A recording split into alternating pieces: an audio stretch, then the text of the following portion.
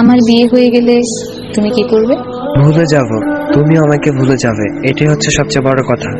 আমি যত দ্রুত তোমাকে ভুলে যাব, তার থেকেও বেশি দ্রুত তুমি আমাকে ভুলে যাবে। সেটা কিরকম? মনে করো বিয়ের প্রথম 3 দিন তুমি এক ধরনের ঘোরের ভিতরে থাকবে। শরীরে গয়নার ভার, মুখে মেকআপের প্রবলেম, চারদিক থেকে ক্যামেরার ফ্ল্যাশ, মানুষের ভিড়।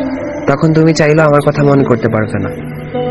আর আমি তখন তোমার বিয়ের খবর পেয়ে হয়তো কোনো বন্ধু বান্ধবের সাথে উল্টাপাল্টা কিছু খেয়ে পড়ে থাকবো। আর একটু পরপর তোমাকে হৃদয়হীনা বলে গালি দিব। আবার পরক্ষণে পুরাতন স্মৃতির কথা মনে করে বন্ধুকে জড়িয়ে ধরে কাঁদবো। বিয়ের পরের দিন তোমার আরো ব্যস্ত সময় কাটবে।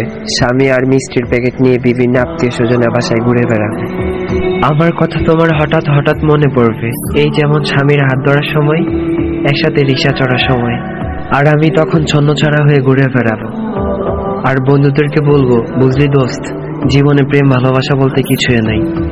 পরের 1 মাসে তুমি হানিমুনে যাবে, নতুন বাসা পাবে, শপিং, ম্যাচিং, শত প্ল্যান, স্বামীর সাথে হালকা মিষ্টি ঝগড়া। তখন তুমি বিরাট সুখী। হঠাৎ আমার কথা মনে পড়বে আর ভাববে আমার সাথে বিয়ে না হয়ে বোধহয় ভালো হয়েছে।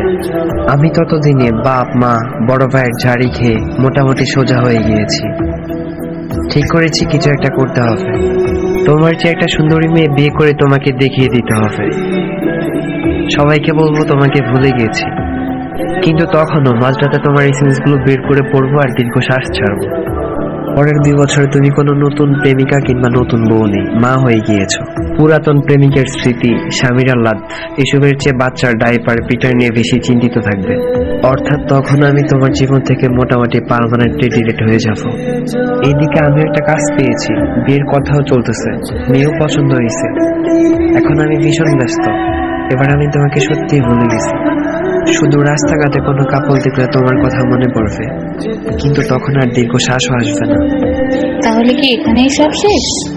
না, কোনো এক মন খারাপের রাতে তোমার স্বামী নাক ডেকে ঘুমাবে, আমার বউ ব্যস্ত থাকবে নিজের ঘুমের রাজ্যে। সেই দিন অতীত আমাদের দুজনকে নিঃশব্দে কাটাবে। সৃষ্টিকর্তা ব্যতীত যে কান্নার কথা কেউ জানবে না, কেউ না।